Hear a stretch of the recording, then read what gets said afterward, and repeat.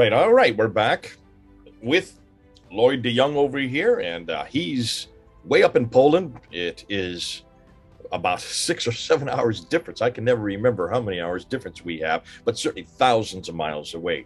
And yet here we are, right next to you, looking right like we're next to each other, and we're talking to you about Sharia law. Now, what we're going to do, and I've asked Lloyd to specifically talk about this problem that Muslims have with criticism or mockery or anything to do with critiquing Muhammad as a prophet. We do know the reference to back in 622 when Muhammad first moved to Medina. He was from Mecca. He was not from Medina. And while he was there in Medina, almost immediately, there was a woman called Asma bint Marwan. Asma bint Marwan was a native to Medina. She was a not part of the Ansar group, but she did not like this new upstart who had come from Mecca, who was created this Treaty of Medina where he became arbiter between man and God. And so she started mocking him, which would be natural. This is what we do. And we do this in the West. It's called sarcasm, and there's an enormous amount of mockery that we do in our press. We have the freedoms to do so. Thank God we have the freedoms to do so. But this was not the case back in the 7th century. And it caused Muhammad so much anger that he said, who's going to take care of this woman for me? That evening, one of his disciples, Umar, who was half blind, went to her house, went into her bedroom. She had 6 children. She was suckling her youngest child. And he takes the knife and he plunges it through her heart while she's suckling her baby, comes back the next morning and tells Muhammad what he had done. Muhammad turns to him and says, "Blessed are you for what you have done for your prophet." So patting him on the back, giving him a blessing for having killed this woman to stop her mockery. So there is just one story. There are many other stories where Muhammad had others killed. We know at least 25 people we know that he had assassinated for different crimes. But this one on mockery, this one on criticism is what we want to talk about today. Because this has now raised its head, and we have the C-295 law, which is in Pakistan, which stipulates that if you criticize the Quran or criticize Muhammad, it is a capital offense. What in the world is a law doing like that in the 21st century in a place called Pakistan? Britain, back in 2006, I was living in Britain. I remember when this was going on. The Labour Party, who was in power at that time, were told by Muslims that they want to stop all criticism of 2 things, of the Quran and of Muhammad. And they said that this is against their religion. This is a desecration of everything they believe, and that we demand. They weren't asking for capital punishment. They were asking for 7 years in prison if you mocked or criticized the Prophet Muhammad, which I did almost on a daily basis. Back then, that was my whole oeuvre. That's what I did. That was my ministry. And so they put it to, in the way it works in Britain, you take it from the House of Commons, which had a majority, and they send it to the House of Lords. And then the House of Lords looks at it, and they didn't like it. They didn't think this was relevant, so they sent it back and said it needs to be revived. And it went back and forth 3 times, which is as much as you can do before finally the House of Commons could vote on it. And each time the House of Lords tried to diminish it, the Muslims would not let them do that. So finally, it came before the House of Commons in 2006. There were thousands of us outside of Parliament that day. I was there. And we were saying, do not pass this law, because if you pass this law, I would have to leave the country. I would have to leave and come back to the United States. I would no longer be able to continue with my ministry. So they had a vote, and they lost by 1 vote. Let me repeat that. I don't know if you remember this, Lloyd. You remember this? I do vaguely recall religious this. hatred law. It was called incitement to religious hatred law. They lost by 1 vote. And the 1 vote was Tony Blair's vote, who was the prime minister at that time, who saw what was happening, stepped outside the door. By simply stepping outside the door, his vote wouldn't count. Because if he had stayed inside, he would have had to vote with the Labour Party, and he would have been the majority vote. And as a result, it was not passed by 1 vote. That's how close we came to imposing incitement to religious hatred law. I know Hillary Clinton wanted to bring this in the United Nations. She wanted to make this a universal law that you must not criticize the Quran, you must not criticize the Prophet. Now, Lloyd, in the 21st century we're talking about, 2006, In Europe, in Britain, this almost passed because the Muslims were behind it. Why are the Muslims so? What is going on here? What is it that? What is the impetus for the Muslims wanting to have a law like this? Where is it coming from? Because to me, that makes no sense. No Christian would stipulate or have a law saying that if you denigrate Jesus Christ or criticize his name, you must be put in prison for 7 years. Or in the case of the Muslims, they would like it to be a capital offense. Help me here, Lloyd. Give us some background. I know I don't. I would love to see where this is in the Quran, but you say that it is actually in other places. So over to you. Help us with this and tell us the background to this. You're welcome, Jay. Thank you very much for having me back. So there are numerous laws that apply here. I've mentioned to you in private conversation ghibba and namima, slander and tale-bearing. I'm not going to go in depth on that, but very briefly, in Western law, slander is to lie about someone and damage their reputation. In Islamic law, to slander someone is to say something that is perfectly true, but which they would not like to be revealed. So in Islam, to slander someone is to say something true, which they wouldn't like to be revealed. Slander is also to worsen relationships between two people, even if what you say is perfectly true. So, and we'll get into the ramifications of that later, but specifically I want to go into their law, which is called Sab al-Rasul, which is insulting the Prophet.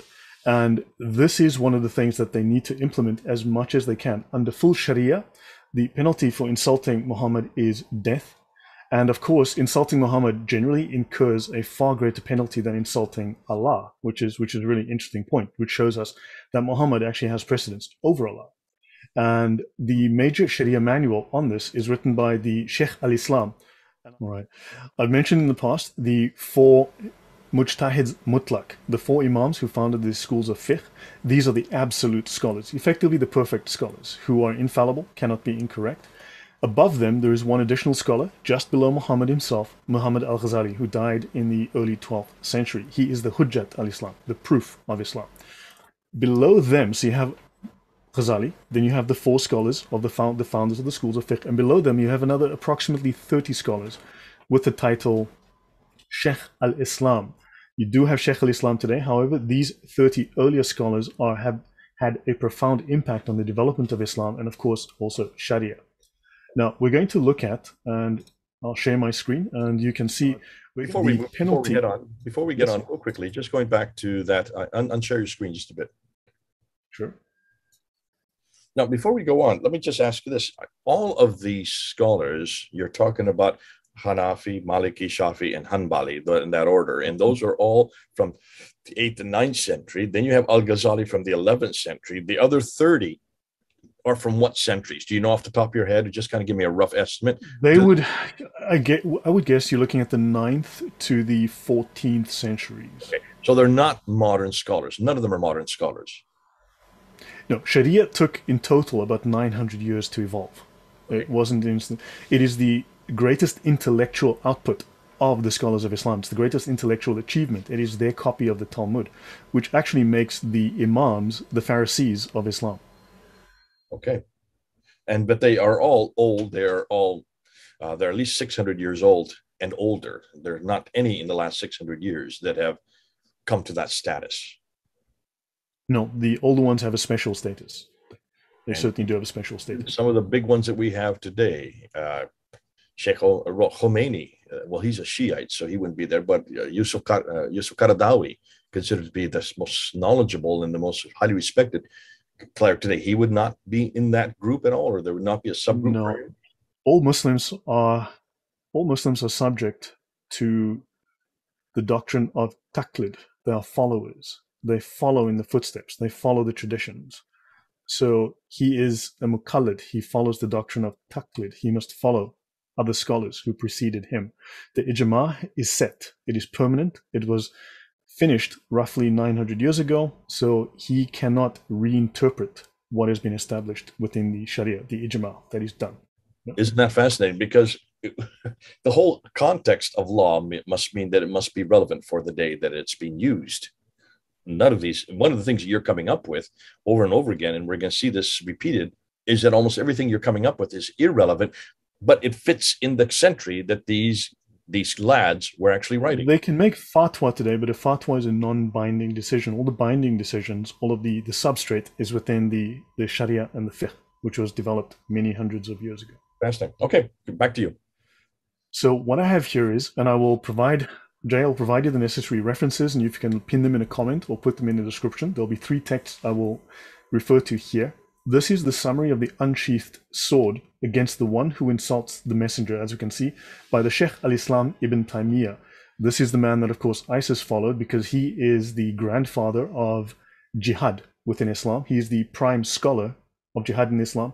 Also, he is one of the 4 primary scholars of anti-Christian polemics within Islam. So let's go to this book, right? Let's see what this tells us. So I'm going to read this. So the first issue, whoever insults the Prophet is to be killed, whether they are Muslim or a disbeliever. That's chapter 1. The second issue, killing is prescribed on him, the one who insults the Prophet, and it is not permissible to imprison or show favor to him or to ransom him. The third issue, any Muslim or non-Muslim who insults the Prophet is to be killed, and repentance is not sought from him. Let's continue. In the opening of the book, the contents of this book concern the Islamic ruling upon those who insult the final prophet and messenger, Muhammad. He has an unparalleled status. So distortions, so they're discussing not to refute the distortions and fabrications of the enemies of Islam concerning him. So anyone who says anything about Muhammad is immediately an enemy of Islam. Let's have a look here. Within this section, the objective of this work was to clarify the Islamic ruling on this subject. That's the fiqh on the subject. The first issue, the one who insults Muhammad is to be killed, whether Muslim or disbeliever. They are to be killed even if they pay a protective tax in a Muslim state. And they want to provide clarification of what constitutes insulting. Let's continue. Whoever insults the Prophet is to be killed. This is the general view of the scholars. The generality of the scholars have consensus that whoever insults Muhammad is to be killed. Malik, Layth, Ahmad, Ishaq, and Ash-Shafi also said this. These are the founders of the schools of fiqh and other scholars. The Muslims have unanimous agreement. When they say the Muslims, they mean the mujtahids, the scholars. Upon killing whoever insults the Prophet, it is the ruling that whoever insults other than Muhammad is to be lashed. And remember, a lashing can kill you. This would be a whipping or a beating with a stick. This consensus is taken to be the consensus from the Tabi'in and the companions of Allah's Messenger. Let's continue. So now with regards to Muhammad, there is consensus upon the obligation of killing such a person. The Muslims have a consensus that whoever insults Allah or insults his messenger or rejects anything from what has been revealed by Allah, so this is non-Muslims who do not accept Islam, then such a person is a disbeliever. And I do not know anyone who differed concerning the obligation of killing such a person.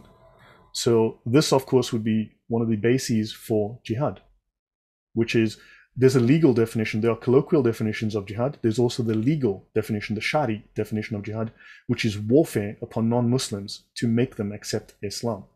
Now, Muhammad bin Sahnun said, the scholars have consensus that whoever insults the messenger, who attributes a defect to him, such a person is a disbeliever. And as they say here, there's an obligation towards killing disbelievers. The Muslim who insults Muhammad is killed. There being no disagreement concerning that. This is the view of the 4 Imams and others. Probably the best example that I can think of off the top of my head is this bodyguard of one of the home ministers in Pakistan, who's a Christian. Sorry, he was a Muslim. Sorry, he was not a Christian. He was a Muslim, but he supported the annulment of C-295 law, which is the law that you're talking about. And that is that anybody who insults the Prophet or the Quran, it's a capital offense, must be killed. And he was saying this is not relevant for today. His bodyguard then kills him on the way to work. And his bodyguard is put into prison, and there are riots outside the prison to release him because he's a hero, because he is seen as just and honorable. Yes. And as he is led to his execution, this is the bodyguard for having killed him, they throw flowers at him. And they almost had to do it behind closed doors because he's become such a honorary figure, and there are now statues to him, to the bodyguard, for having fulfilled what the Prophet had demanded. What you're saying right here. Yes. Under Western law, that is a crime. Under Islamic law, he has done no wrong whatsoever. In fact, he has honored Allah. Yeah, and he's elevated by everybody for having done the just thing. And to answer your previous question, see this line here: the Muslim and disbeliever are to be killed. Good. Okay, so it's both and. It's not just for Muslims. Sharia, correct. Sharia applies to non-Muslims too. Okay, are you all listening to this? This is highly important because this goes way beyond just in-house laws and rules and regulations, since you can't just say this is only just for the Muslims for their own private use. No, this is for you as well. You're going to be imputed on this if Islam ever comes to your country or ever comes to your community. God forbid that they start imposing Sharia law, because look at its application. This is from the 1300s. This is from 14th century by Ibn Taymiyyah. This is not any floozy. This is not any sideshow. This is actually the real thing. This is actually at the whole orthodoxy of Islam. Correct. So in several hadith, the hadith of the blind man who killed a woman when he heard her insulting the Prophet. So this hadith is now used to legislate from. This hadith is valid. It is not abrogated. It has now been included as a source of law. Okay, that's the story of Mus'ab bin Marwan we're talking about there. And notice they state here that Imam Ahmad, repentance is not to be sought. So there is no repentance. You are killed on the spot. No, yes? I mean, stop and think that through. One of the reasons, I mean, it underlines what you said previously, and that is you're guilty until proven innocent. In the West, you're innocent until proven guilty. The reason why you don't enact punishment, whatever the punishment is so that the guilty party can prove their innocence, so that they have time to say, no, I didn't say this, or no, I didn't do this, or no, I wasn't there, or you've got the wrong person, or there may be a reason why. There's a reason why, because I was being attacked. I was defending myself. I mean, that's the whole premise of Western law. They're even given a defense counsel. If they can't afford it, the state gives them a counsel to defend for them. That's how we've all lived. And that's why so many people want to come to the West, because we have that kind of law. What you're saying here is there's no recompense. There's no law. There's no court case. There's no way that the person who has been accused can defend themselves. And that's why you've had almost kangaroo courts. And we see this over and over again, where crowds come and they start stoning. I just saw last week where someone was actually burned to death because they said the criticism is that they criticized the Prophet. It could be well that he said nothing, but somebody didn't like this person, or they owed this person, because a lot of times it's when you owe somebody that you make up something about that person, so justice can be enacted against them. But this, to me, is horrendous, because this gives no recourse for the person, regardless of whether the law is right or wrong. It's obviously wrong to begin with, because it eradicates any freedom of speech. To stipulate that even the defendant has no recourse, to me, is abhorrent. Right. And notice, says that the Muslim and disbeliever are killed, and there is no difference of opinion narrated from him concerning the killing. They're speaking here about Shafi, and there's a reason they mention Shafi, because he's the one who really established the direction of the Sharia. He really founded the philosophy, the legal philosophy behind the Sharia. So there is no difference concerning the killing. So I'll mention one or two more passages. You'll notice it just goes on like this for page after page. All of them mentioned, these are the major scholars of Islam, that the one who insults the messenger is to be killed. Shafi, then it is reported from him that insulting the Prophet breaks the covenant, and such a person is to be killed. Insulting the Prophet necessitates that they be killed. I think that is fairly explanatory, right? When a person does this repeatedly, it is for the Imam to kill them, right? And they must increase upon the fixed punishment prescribed by the Sharia. So if you were to be lashed, you could be killed. Take that which comes concerning the Prophet and his companions of killing due to the likes of these reasons. They call this the political killing. In other words, political assassination. Islam condones political assassination. It is for the Imam to give a discretionary punishment with killing. In other words, an Imam can order a hit. An Imam can order a political assassination. There are texts from them that the one who insults the messenger is to be killed. Do you understand now that an Imam is a political post? Islam is a political religion, which we will define in the near future, and you can be killed at the orders of an Imam. This is why so many Imams are arrested for having weapons and for being behind terror. Yep. I'll leave this here and then I'll go to two other short things I want to add. But your comments, Jay? No, I mean, to me, you've underlined everything we have been fearful about Islam, and this is one of the difficulties that so many of us in the West fear if Islam comes and actually starts incorporating itself in our countries, because this will have to be enacted, and this is the difficulty for any of us who leave and go to Muslim countries today, myself included.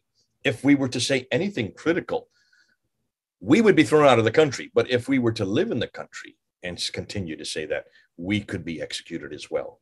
Horrendous. Right. Now notice they do quote the Quran here. They do refer to the Quran, fight against those who believe not in Allah. That may sound familiar, right? That's 839. It is not permissible to leave them alone until they are in a subdued state. So Muslims must continue to harass non-Muslims until we are in a subdued state. They speak of jizya and okay, so understand you must fight the leaders of disbelief. And I will now just go back briefly to this section here, right, which says that there is consensus from the Islamic scholars that whoever insults Muhammad, who attributes a defect, in other words, Muhammad is perfect, the perfect man. He is what's known as the Insan al-Kamil, then such a person is a disbeliever. So let's have a look at this within the Sharia law. See this ruling here on not loving the Prophet. This is the reliance of the traveler, section P75.2. Not loving the Prophet more than all people. So the Prophet said, none of you believes, none of you is a true Muslim until I am more beloved to you than your wife, your child, your life, and all people. And in fact, Kermani says, love of the Prophet means the will to obey him and not disobey him, this being one of the obligations of Islam. So in other words, you will love the Lord your Muhammad with all your heart, all your life, all your money, more than everything else in the world. Muhammad is the counterfeit Jesus. In fact, if you read the Sirah, he is effectively Jesus. He is the partner of Allah. He was created before the world was created. In fact, in the Sirah, the world was created for Muhammad. Allah made the world for Muhammad. Muhammad was present at the creation. So I'll end this and I'll go to one more section. Now, none of you believes until his inclinations conform to what I have brought. This is what Muhammad has brought, right?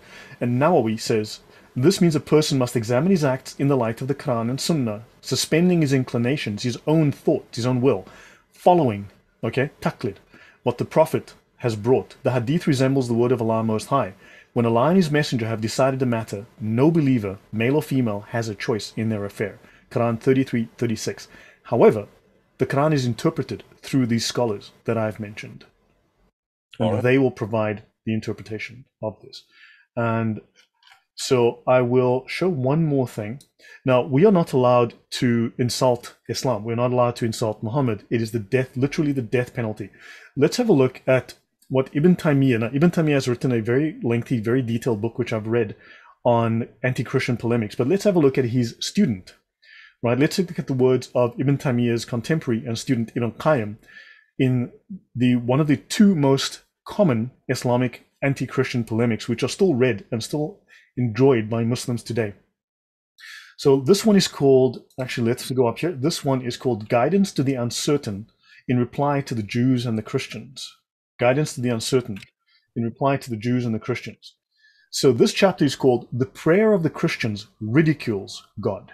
The prayer of the Christians ridicules the worshipped deity. So Christians chose a way of prayer during which the most devoted would consider it no great matter if he happens to pass urine dripping on his thighs and legs while praying. Then he would take the direction of the east, make the sign of the cross over his face, and worship the crucified deity while urinating on himself. And then he would open a conversation with whoever is sitting beside him in church, and the chat would be about matters like the price of wine or pork, who won in gambling, what dish he prepared at home, and the like. And then he would even interrupt his prayer to talk about similar things, and then the Christian would urinate in his seat if he can. This is probably the second most popular anti-Christian polemic in Islam. Wow. After the book by Ibn Taymiyyah. So hopefully you understand. Now, they speak here of Jesus. They say that Jesus entered the vagina of a woman who eats, drinks, urinates, evacuates her bowels, and menstruates. Then Jesus got attached to the inside of her abdomen and dwelled there for 9 months, wobbling between excrement, urine, and menstrual blood. This is where they get their polemics. This is a 900-year-old polemic, which is still around today. And this book is just filled with this kind of language, this kind of imagery. This is just filthy. Yes, this is Islam. This is Islam. It is almost, it sounds like just kids in, kids who are trying to outdo themselves in filth.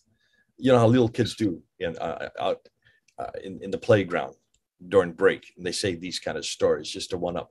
And this is an adult saying.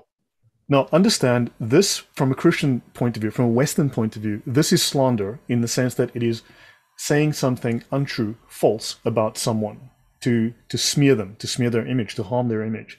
Whereas when we quote Islamic law, when we quote the Quran, when we quote the Hadith accurately, perfectly, we are committing slander. In Islamic law, telling the truth is slander if someone wouldn't like it to be said. If it harms relationships, for instance, if it creates friction, that is slander and tale-bearing, and that is illegal, that is a crime. Okay, so you're saying telling the truth is a crime. Even when you're reporting their own material. Correct. That is slander and tale-bearing. Yes, that is a crime. I can go into that in another time, but that's slightly off topic. But yes, we can cover that in the future. Yeah. Well, no, it is very much on topic, because that's one thing we always do. We always make sure we quote them correctly. We make sure that is slander. We read the verses as they are in black and white. We make sure. Why are you so hateful, Jay? Why are you spreading hate? So this is why are you slandering? It's the intent, is what you're saying. The intent is slander. You're doing it for slander. It's not the verse itself that's slanderous. No, they have various. So there are certain. Look, there are layers and there are overlapping laws. But when you say something that it's illegal, as we showed the sub-article, it is illegal. It is a crime to infer that Muhammad or Islam are less than perfect. They cannot be anything other than absolutely perfect. It's not just repeating what Muhammad said. Anything that creates doubt in Islam is a crime. Anything that would create doubt, and this must be resisted. And this must be fought against. And in fact, the person speaking against it must be stopped so that this doubt is prevented. Which is an oxymoron when you stop and think. And it actually is, you can see this is a real problem, because causing all kinds of cognitive dissonance for Muslims, because all we're doing is quoting their material. We're quoting his things. We're quoting his actions. We're quoting Quranic verses. To say that that's slanderous by virtue of the fact it is their own authority that we're quoting is, to me, absolutely horrific. Is absolutely ironic and laughable. And they're not even thinking it through. They're not even realizing. So when they quote it, it's not slanderous. When we quote it, it is slanderous. And the reason is because it's coming out of our mouths and not theirs. It's the intent that goes with it. And I would suggest our intent is to show how irrelevant it is. Intent has a name in Islam. It's called niyyah.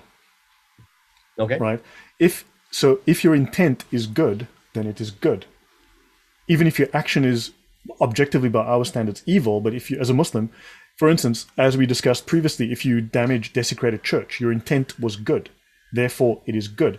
When that bodyguard killed that man, his intent was good. Even if his act is evil, God judges the action by the intention, not by the action.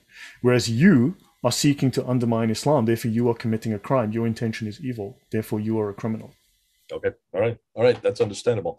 All right. Well, listen, this has been fascinating. This is I hope people are picking up what you're saying, Lloyd. You've given us a eyeful by looking at the Unsheathed Sword, which is the book written by Ibn Taymiyyah. Just to be careful, just so people are aware, Ibn Taymiyyah was not accepted during his lifetime. In fact, he was in prison for the last part of his life, and he actually died in prison. So at that point, it was not acceptable in the 1300s.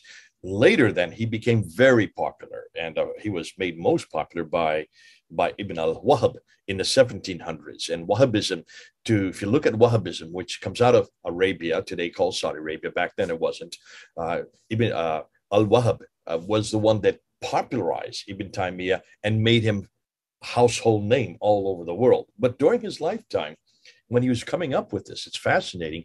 His school was looked down upon by the majority. And you can see why, just from the way we've been unpacking it today.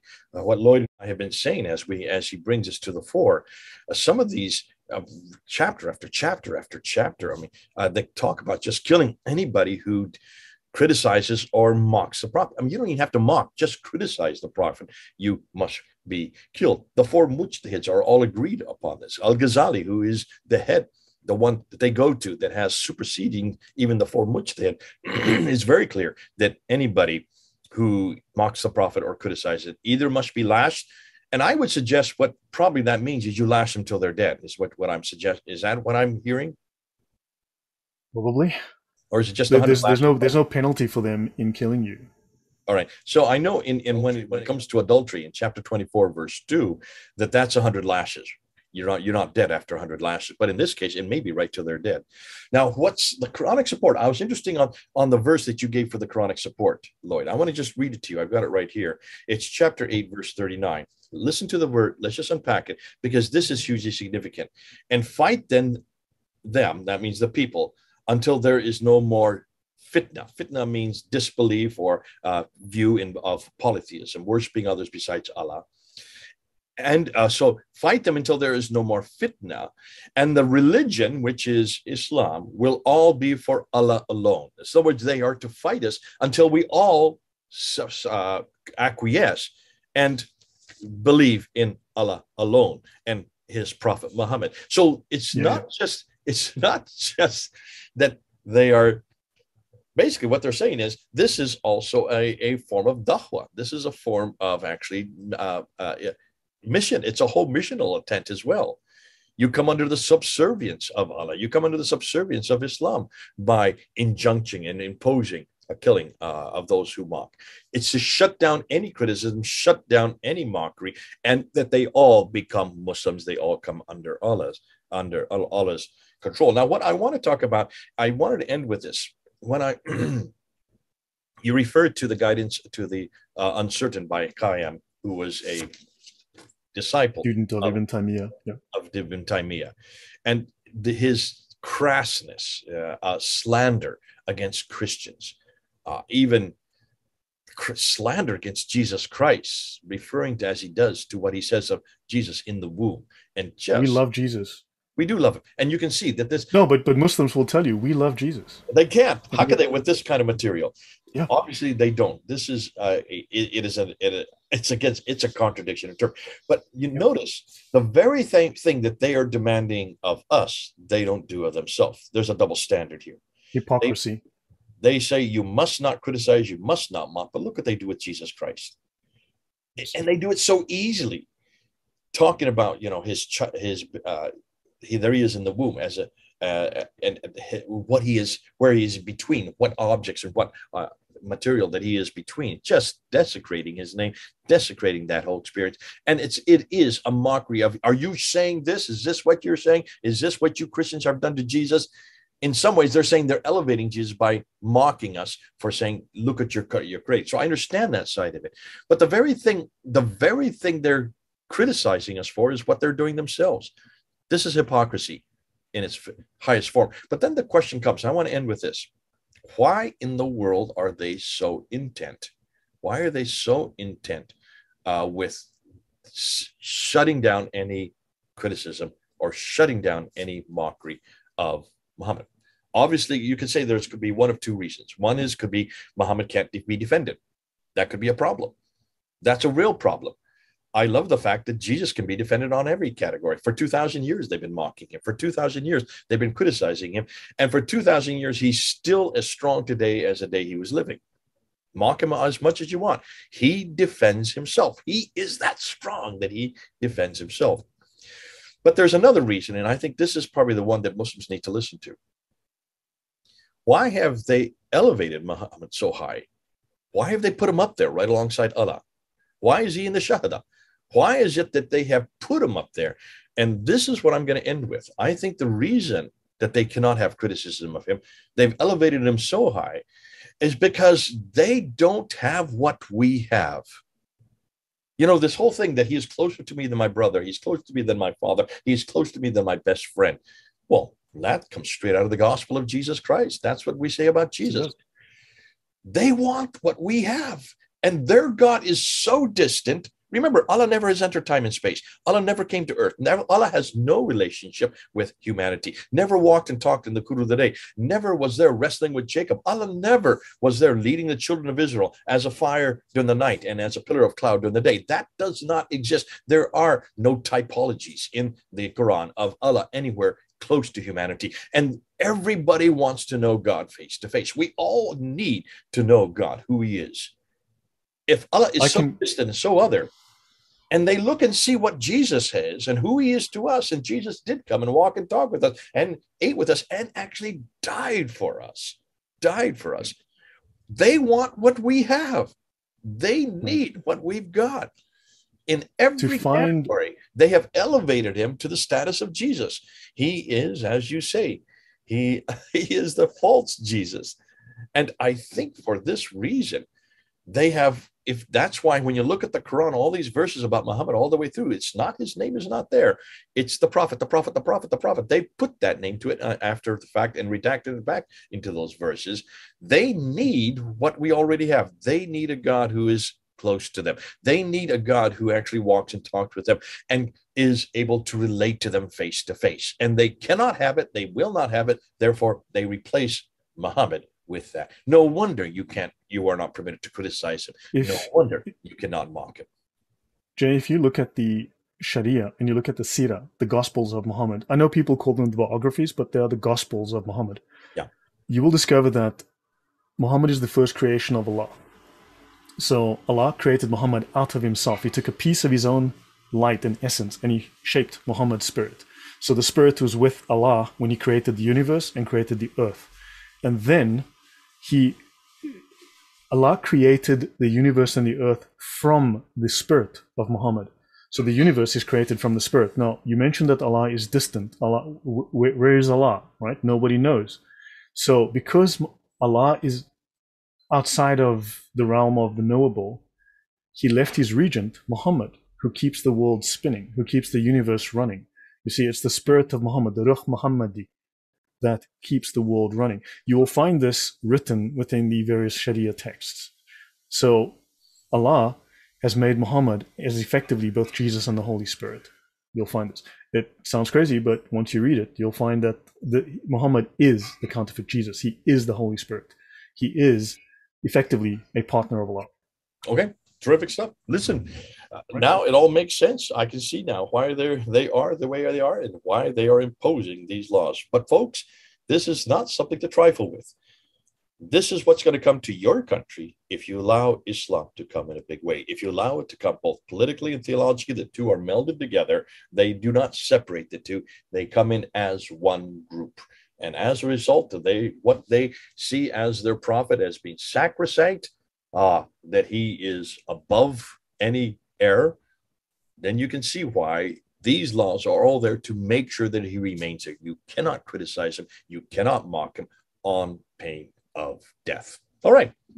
This is hard stuff to go through. It's Lloyd, thanks for bringing it and helping us and unpacking it and also showing its relevancy for us today in the 21st century.